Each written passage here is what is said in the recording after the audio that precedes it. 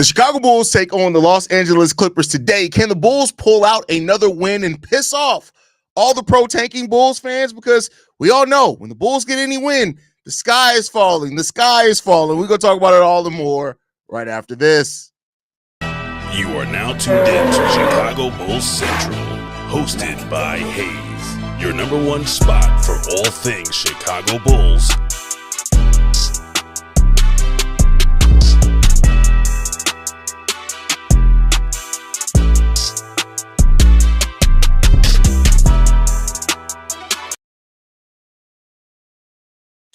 What's going on, Bulls fans? Welcome to another episode of Chicago Bulls Central, your number one spot for everything Chicago Bulls related. I'm the host there, Haize, but more importantly, you guys can follow the channel at Bulls Central Pod on every social media platform we happen to be on. With that said, let's go ahead and get into this content for today. But before we get into the content, there's one thing that we must acknowledge more than anything else in the world right now. I do indeed got that shit on. Again, I do indeed got that shit on. The best dressed Chicago Bulls content creator is back yet again for another game. It's game day. Chicago Bulls are taking on the Los Angeles Clippers, and we're going to have fun today. As I've promised and I've told before, this is going to be the most fun games that we have in the last 24 games of the season. Every live stream for the rest of this season, we're going to do nothing but have fun. That's what we're doing. It's free. The players out there are playing free. That's what we're going to do here as well. We're just going to have fun. We're going to hang. We're going to chill. We're going to let it do what it's going to do, baby. And we're going to watch these Bulls games. We're going to have some fun. We're going to talk some shit. We're going to argue a little bit. It happens from time to time, but nonetheless, we still family, and we're going to get it done. But with that said, coming into this game, the Bulls are going to be without Jalen Smith. They're going to be without Nikola Vucevic yet again. So the Zach Collins as a starting center experiment continues for the Chicago Bulls. I don't think we've gotten an update on what the status is with Lonzo Ball yet. Let me check on that. With him missing the rest of that one game with the head laceration, I don't know what that means for him, but we'll see. I mean, if he does play, great. If he doesn't play, it is what it is when it comes down to that. The Bulls at this point, this season is more about the experience and everything else. We'll figure that out as it comes along, man. But as it is what it is, man. That's all I can say. But we're going to have some fun, y'all. That's what it is, man. I don't expect to win, but hopefully the Bulls come out with some fight, see, right? And that's all I want to see this season, right? Seeing the young guys play the way that they're playing has been really fun to just watch these guys figure it out, right? And this is honestly where we should have been, right? The Bulls, they circumvented having this when they first took over the team because that's initially what we kind of all thought the Bulls were going to do. Initially when AK took over this team is evaluate. We're going to have some years of Wendell and Laurie and Chandler Hutchinson, and figuring and watching those guys kind of figure out what they were going to become. They circumvented that by trading a lot of those guys. But now we're in the place where we got to take our medicine. And that's really what it is for Bulls fans right now. Bulls fans have to take their medicine. And it's going to be tough. This is going to be a tough few years, right? But here's the thing that I will say. If the Bulls, and this is a huge if, right? So I'm not saying it is like it's some if that it has a huge possibility of happening or anything like that. But if the Bulls do get these next couple of drafts right, and Modest was the right pick and he continues to develop, and Giddey stays here and he continues to develop, the Bulls could be right there being at least a scrappy team, right? And so we'll see what the future holds for this Bulls team. But it's all up to AK and Eversley to get these draft picks right. Regardless of wherever they draft, they got to get these draft picks right. And if they can do that, we'll see where that leads the Chicago Bulls, man.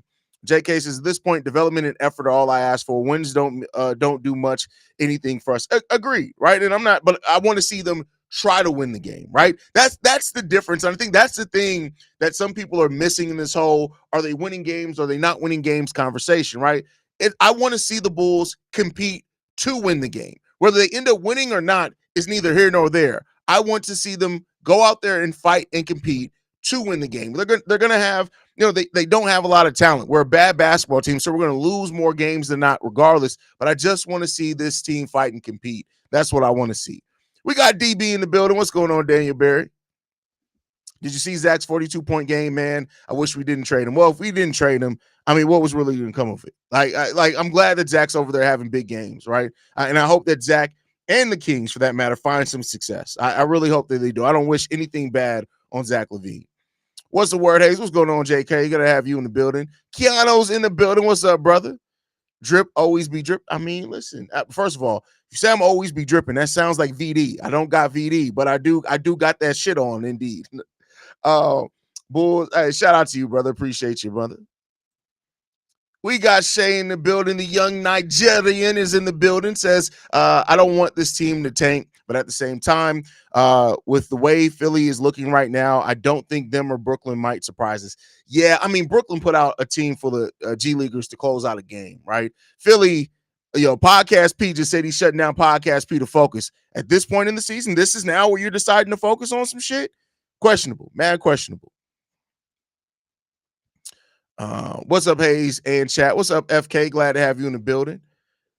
Do you think Giddey is going to re-sign or go to a contender where a contender doesn't have cap space to sign him? Like, there are not that many teams with cap space this summer, and the teams that need a point guard, I don't really think like. So I think Giddey's coming back. I think that's a safe bet to say that Josh Giddey's coming back. Zach Collins is questionable. This is about if Zach Collins doesn't play tonight. My God. My God, are the Chicago Bulls about to suffer? That's all I can say if that ends up being the case, but I guess we'll see. Loving the show, Haize from Aussie. Shout out to Daniel. Shout out to you. I love all the Australian homies that we've had come through and slide, man. Hit the like on the way in, phone them. You know what? I always loved it. Like for the Australian listeners, right? Do y'all understand? Like, have y'all started to catch on to Chicago slang? Like, when y'all hear us say "phone them," do y'all understand that what we mean? Like, I'm just wondering. I'm just wondering. Man, we taking our meds. Front office got the sugar pill. That's crazy, but that's accurate. Is Kawhi playing? Clips lost 3 in a row. Dunn is back in town. I believe he's not on the injury report. So when I looked at the injury report before starting the stream, he wasn't on it. But, that doesn't always mean anything. I'm just waiting for the one day Haize crashes out on me. Why would I crash out on you? With all the injuries, it only means more modest minutes. At least he gets to play a lot more before the end of the season. And it's important, right? I think Modest getting more reps here to end the season is really important because he's getting a jump start to next year, right? So he's getting to play. He's going to get to see a lot of different teams, a lot of different ways he's going to be guarded, a lot of different players he's going to have to learn to guard, right? As a starter. And then now that gives him what he needs to work on with his offseason program, right? And so, especially with him being from Chicago, it means he's not going to be somebody that's like going to go back home to LA or anything like that. He's staying in Chicago, which means he's probably going to be working with Peter Patton hand in hand all offseason. I wouldn't be surprised if Io and Modest Bucilis have a lot of workouts together and a lot of practices together over the summers. They're both from Chicago. So I wouldn't be afraid of that. They get to work at the Advocate Center, which is right there, right? So they're going to have a lot of tools at their disposal. And so Modest getting this to end the season as a starter, playing heavy minutes, it's going to let him know, all right, bet, at game 15, I guarded XYZ and they gave me some work. I guarded Kawhi. Kawhi guarded me. I need to learn how to do this, right? So I think that's really important. And Peter Patton's going to have him working on some really important things this offseason as well. Eli says, let's see some more fun team basketball. Exactly. I have absolutely no faith in Acme. I can't blame you. I'm not here to tell you to have faith on them. I'm not going to sell you a bill of goods and I'm not going to cash myself, brother. So, there you go on that one. There you go. Haize, I'm so conflicted with what we should do with Giddey. I wish he was a better shooter, and I'd gladly want to resign him. What do you think is a fair annual amount for him? 20 to 25 million per. Yeah, I think that's fair, right? I think it depends on the number of years, right? And you can structure the contract a lot of different ways, right? Keep in mind, like Jalen Suggs has an annual average salary of $30 million, but he doesn't even make $30 million for the first time until after 3 years into that contract. So, it could be an annual $30 million contract, but maybe the first 2-3 years he's making 24, 25, right? So, there's a lot that they can do, but I think Giddey's going to get, and I've said this before, between 20 and 28 million, right? And I know that's a large $8 million a year gap, right? But I think that's where Giddey's at right now. Now it can get closer to the 28 as he continues to play well. It can stay right in the middle of that. But I think that's what you're looking at with Giddey, especially while he's playing really good defensively. I think that's really good. Exactly. Fight and compete like the 06, 07 Bulls. That's it. That's it. Don't expect big stats from Giddey when the Bulls win. Is all about sharing it around and letting others shine and grow. Like, okay, see, enjoy the rest of the season, Bulls. Oh, that's a big fact, Daniel. I think and that's the thing that's special about, that could be special about Giddey, right?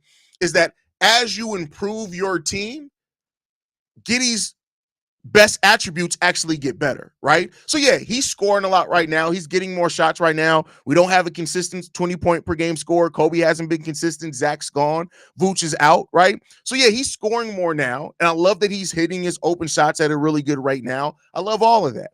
But as you get better players, let's say Modest takes that second year leap from a good rookie to a solid NBA player, right?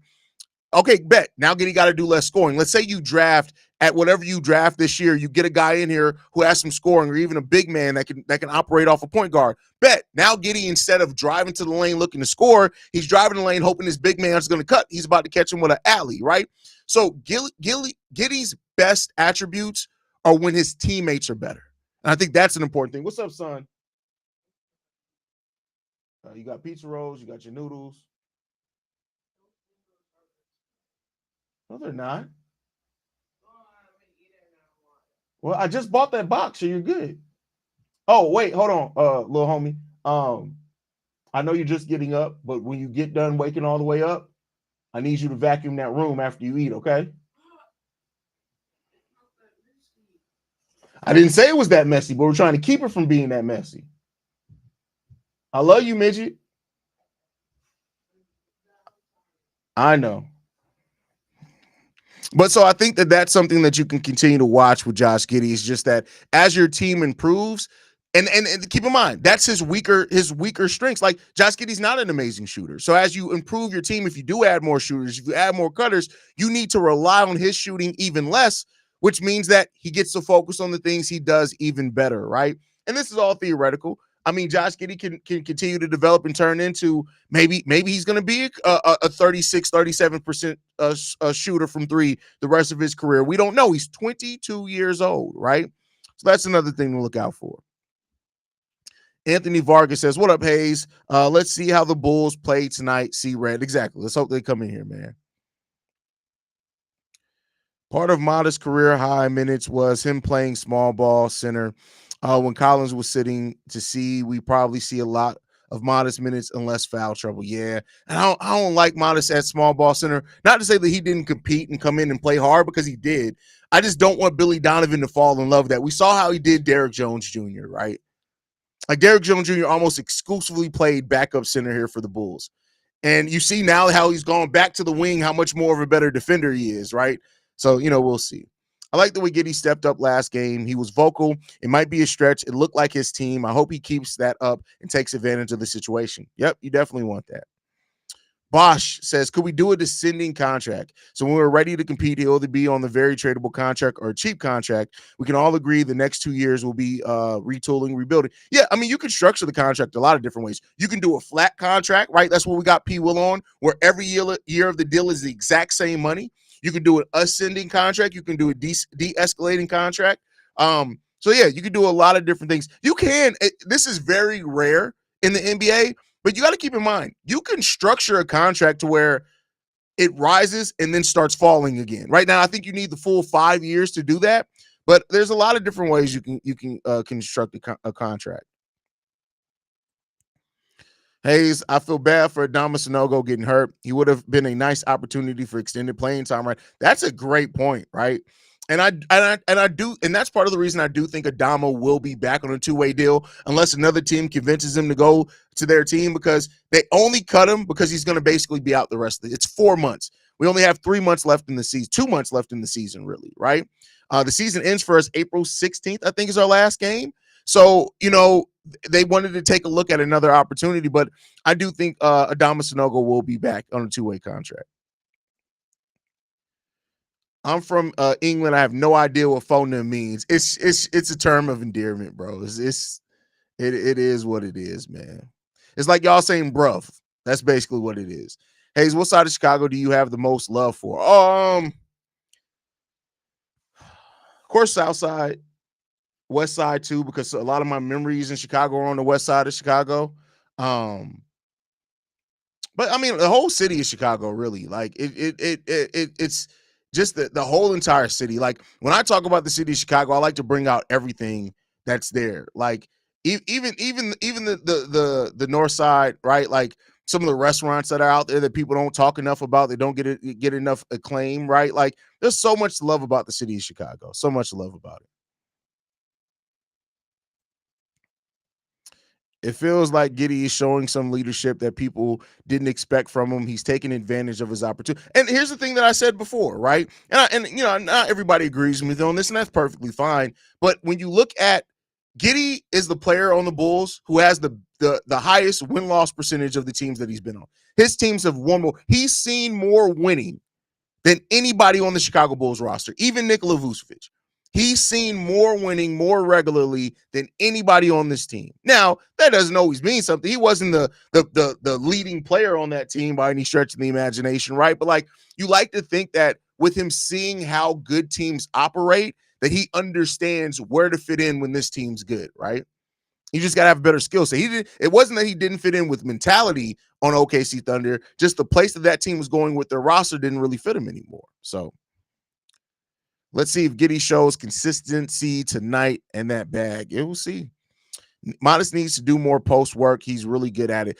Listen, the thing with Modest is, and I don't know how much like low post, back to the basket type moves he's going to develop over the course of his career, but at the 4 and even at the 3, what he's starting to recognize at times, he's not doing it consistently yet, is that his combination of length, speed, and his dribble is going to make him very, very dangerous. Like he has such a quick first step already. Like I don't think people really realize how quick is. Now he's indecisive at times, and I think that's what makes it not really have as much impact as other players with his size that have a quick first step. But as Modest gains that and understands the angling and all that, that first step and the tightness he has on that dribble is going to make him dangerous as far as getting to the rim, drawing fouls, finishing at the rim. Look out for Modest in that area, right? Haize, do you see Ayo being the Bulls long term, as in years down the line, shooting guard, or does he stay coming off the bench for the future of his career here? I mean, it depends on how you build out your team. The benefit of Ayo Dosunmu is that Ayo is effective at the 2. He's effective at the 3. He's effective coming off the bench. Hell, he's been effective at the 4, but don't tell Billy Donovan that. And that adds so much flexibility in how you build out your team. So my answer to that is this. He could very well be our starting 3 next year, depending on who we draft. He could very well be our starting 2 next year, depending on who we draft. He could end up being our 6th man next year, depending on who we draft and how it works out and who else we keep on this team.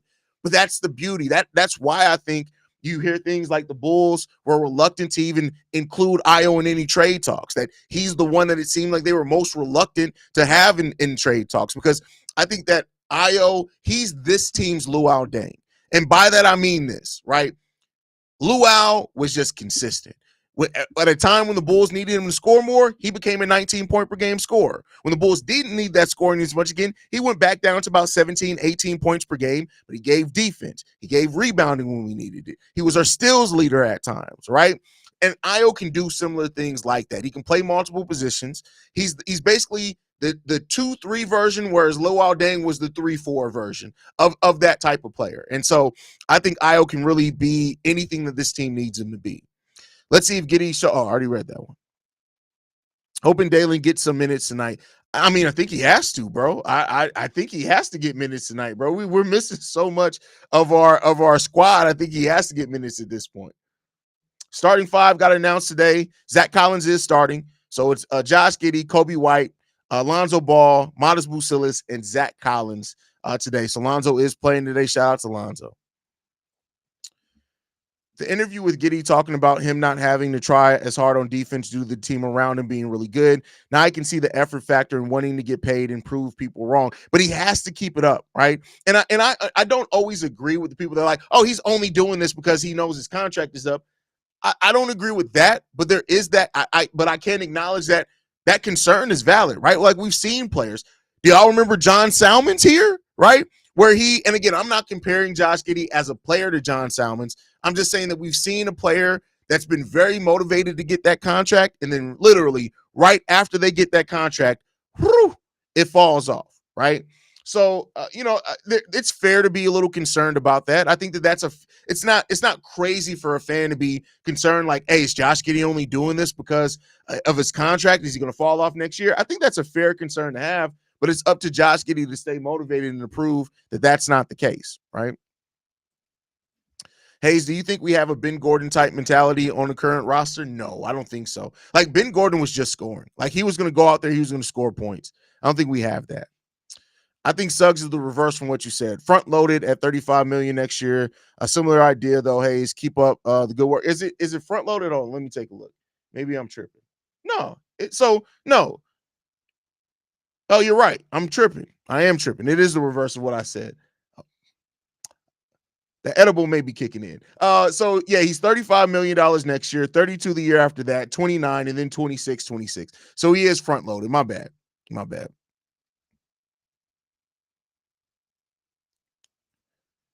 Haize about to have people in the UK talking about I'm a real Bulls fan on phone them. Hey, yes, absolutely. And I hope they do that on phone them.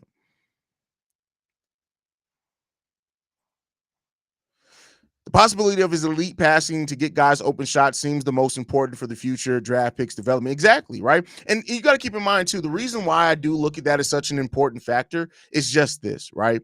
Is players, regardless of how they're scoring prowess, Loki, the fuck you doing? Come here. Bring your ass over here. Come here.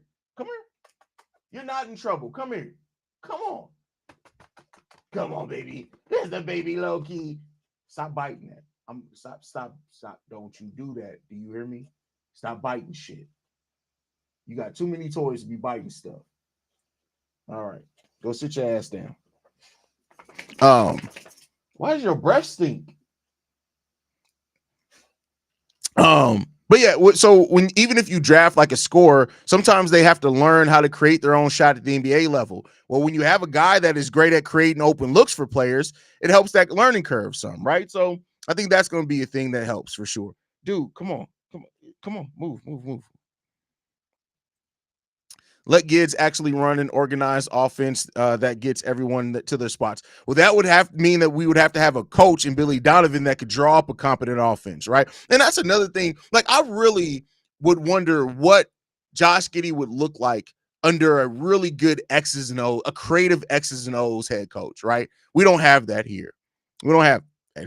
Haize, I'm happy that Josh is doing good. But it's just that I was concerned of how he would fit with this team. Can you blame me? No, can't blame you that at all. Can't blame that at all, brother. We need Smith back. It'd be nice to see Smith Collins center rotation to get some data, but unfortunately, Vooch may want to play if healthy. You know, it is what it is, man. Haize, when are you moving to Chicago? Don't worry about it. He seems to have a discernible amount of willpower that he could apply on the court. Who are you talking about, Scott? Are you talking about Giddey? Modest does a little bit too much dribbling sometimes, like players do when they have a good handle, like Zach.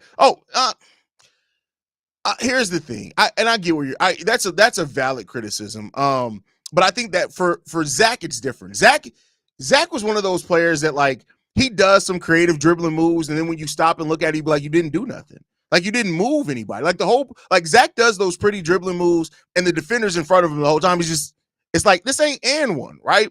But I think it's a little different with Modest in the sense that I think Modest is trying to figure out how to create separation, and he's also trying to figure out, all right, can I get this shot off, or do I need to just go to the rim? But then again, he doesn't have a lot of opportunities with the ball in his hand to kind of figure that out either, so that needs to come to him as well.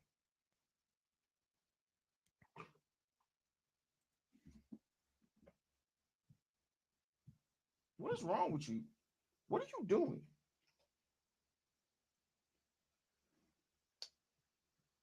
Want to go outside? Alan, let your dog outside. He's coming to get you. Who do you think would be the ideal player for us to draft realistically with our pick range? I can't say because to me it's not about a ideal player. It's about getting the talent. The Bulls aren't at a place right now, in my personal opinion, to where they can focus on we only need this type of player. No, you need the player that has the highest chance to turn into a star. I don't care if they're a point guard. I don't care if they're a shooting guard. I don't care if they're a left tackle. If they can be the best player that we need for this Bulls team, that's who you need to get. I think that's where we are right now. We need talent. I don't know what Io's long-term role is on the same, but I know for a fact AK is definitely not going to let him walk because he drafted him. And we all know how AK feels about people that he drafts. I mean, up until a point, we've only had 4 years of that day, 5 years now of that data. So we'll see. Haize, one big thing Giddey has been as being an Aussie is that his mindset isn't me first. If you can tap into that culture and get everyone to buy in, it's a huge advantage. So you trying to tell me y'all don't have no selfish Australians? That's a lie because I know I've met Mark K. I know that there are selfish Australians out there. But other than that, I get what you're coming at. It's just a joke. It's just a joke. I mean, it's real that Mark K is a selfish individual, but I mean, as far as the, Aussies that I understand, you know what I mean. You know what I mean. Yeah, keep it up is the key for Giddey. Absolutely. Four white guys and a guy named White. So Lonzo Ball is white now?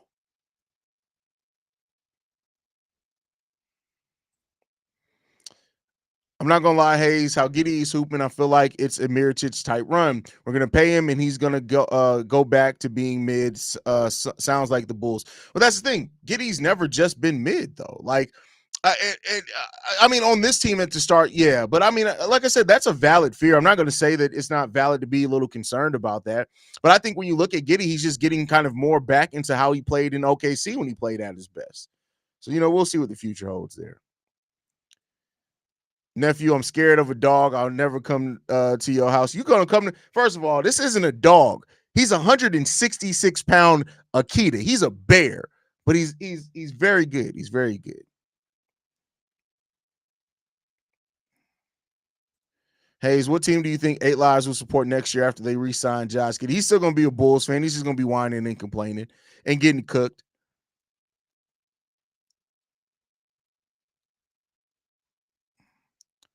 Hello, he's got a point. Ben Simmons, Dyson Daniels. Yeah, that's a very good point. Very good point. What do you think Vucevic's stock will be like? I have no idea, bro. Because I think if he would have kept up the play that he was having earlier in the year, I think that you could have easily got a first round pick back. But Vooch, man, he has been downhill, man. Aussies are my Commonwealth cousins. I can't ever hate them. They some great folks down there. Shout out to Aussies, man. I like their style of play. I like shot creators. It's called good basketball, I think. Are you talking about Ben Simmons and Dyson Daniels? You know what I like about Dyson Daniels is that Dyson is he's gonna break the steals record at some point. I don't know if that's gonna happen this year, but it's easy sometimes to think that steals can just be a luck thing. But when you watch Dyson Daniels and the way that he gets steals, you understand that man's time. He's like the Dennis Rodman of steals. Like Dennis Rodman, he went back, he was like, yeah, so when I knew when the ball came off this part of the rim that it was going to go over there, that's how Dyson Daniels is with steals. He's a savant when it comes to steals. It's crazy. Dorian, I don't stream the games because I don't want my channel shut down. So no, I don't stream the games. But if you want a really good live call, go over to the Shy Bulls podcast with the Cognac Boys. They got you covered on the live call. They do that. But all right, y'all, we're going to get ready to wrap it on up. I want to thank you guys for tuning in. Thank you guys for a fun stream, man. That's what I said. We're focused on fun on the live streams. I'm a lot more analytical on the pre-recorded daily episodes, but for the rest of the season, we're just going to have some fun on the live streams. Oh, by the way, just so everybody kind of knows ahead of time and they're not shocked, I will not be doing the post-game show on Friday's game. Steve-O is going to have you guys covered on the Friday post show. So make sure you guys stay in tune, support Steve-O there. Excellent. Y'all already know Steve-O is an amazing content creator. He's one of my favorite guys to listen to. So on Friday's game, you will not see my face, but I will be back Sunday. So there you guys go on that one. But love you guys. Go Bulls. See Red, y'all. See y'all at halftime. Peace, y'all. This has been a presentation of the Break Media.